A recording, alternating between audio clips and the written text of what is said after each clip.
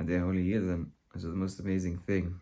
I have a siddur called Tzlois the Shlomo, which is our Pinas of Babov family above Hasidim, that we love and learn all Torahs that bring us closer to one another and to Hashem. And at the end of the siddur, there's a part which refers to Zemiros l'Shavos Yishben Pesach Latzeres. They're apparent, I never noticed it before. There are special piyutim. I'm uncertain who composed them. But the special piyutim to be sung, 2 piyutim every week to be sung on the 6 Shabbos between Pesach and Shavuos. So we know the 7 weeks, but one of those Shabbos are usually Chol Hamoed Yontif. And the interesting thing is that the title of these piyutim are usually in pairs of 2. There's 2 piyutim every week, and the first piyut is called usually ahava. The second piyut is called geola. On the second week it's ma'ira and geola, but then every week it's ahava, geola, ahava, geola, ahava, geola. And it's very interesting. I find that the kind of almost step by step ahava, geola, maybe de geola. And quite frankly, it is obvious. It's obvious because those that will have listened to the part on Tveres L'Moshe, feel free to listen if you can. We discussed that at length, but I'll mention it in brief, that the idea of this burning bush, the snare is really the burning sinner, the hatred between all of us. And it's not consumed because it keeps on burning and burning and burning, and all the anguish that we experience as Galus is only because of the hatred. And in that sense, it's easy to understand how Hava brings the Gola, because once you let go of that, once the sinner is gone, obviously there can't be any Hava when there's sinner. Once that sinner is gone, the fire stops burning, the fire of Torah stops burning. Then the warmth, the fire of warmth can start burning. And it's just a very powerful idea to realize that the Hava may be the Geola. We also know that Hashem's name, Yud Kei Vav Kei, even sounds like Ahava. And if we take a moment, this week I believe is the yahrzeit of Rabbi HaGadol of Karin. There's a famous story with Rabbi HaGadol of Karin, who was a student, I think, of the Maggid of Mezrich, I think it was.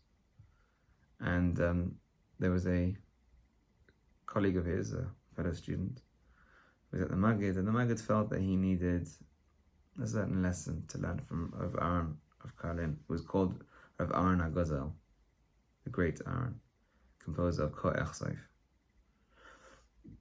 And the Maggid sent a student to Rav Aharon HaGadol of Karin, and of course, being Eastern Europe, I'm assuming this took place in the winter, or at least it wasn't very warm, particularly at that time. The student gets sent to Rav Aharon HaGadol, knocks on his door, it's very cold, he wants to come in, knocks on his door, and the Rav Aharon HaGadol and this other student knew each other well enough that when Rav Aharon HaGadol asked who's there, he said, "It's me.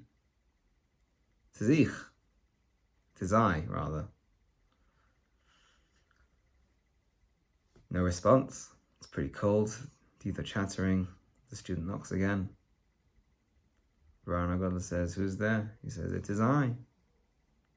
Again, no answer. Door isn't opened. Fellow starts thinking, scratches his head. Knocks on the door again. Rav Aharon HaGadol says, "Who is it?" The student finally answers and says, "It is so-and-so." He answers by his name.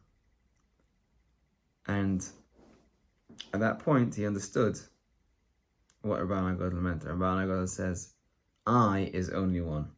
HaKadosh Baruch Hu is the only one that can say, Anochi, I am." And why is that? And I until recently, I didn't really understand that, or at least have an understanding in that. HaKadosh Baruch Hu, unlike us, never changes, never will change, never has changed. He is who he is. Haya, hayiv, yeh. all at once, which is what Yud Kei Vav Kei connotes. Everything at the same time. Kadosh Baruch Hu is above time, therefore time has no effect on him. However, I am not the same I that was a minute ago, and I am not the same I that will be in a minute. I will be different. I am constantly changing. Such is the human experience. But even that is an illusion. So I've heard. True love is just like the Kadosh Baruch Hu, Havayah, is taking the past, present, and future experiences of this person, whatever they may have done, will do, are doing, and loving them for who they are, were, will be. That is true ahava. And I think that perhaps that is also what Aharon HaGadol of Karin was teaching when he says, I is only Hashem. Hashem is unchanging, because Hashem is who He is. He is now, was, will be. It's all, for us, it's the illusion of time was created so that we can comprehend and process and get schar. But it's a big, big lesson in ahavas Yisroel. Because what this teaches us is, again, the loving unconditionally and accepting people for who they are. They have to love their actions. They have to agree with their actions. But they are not their actions. They are not their actions. But Hashem, we should be zeicha to see this more and more as we go towards Shavuos.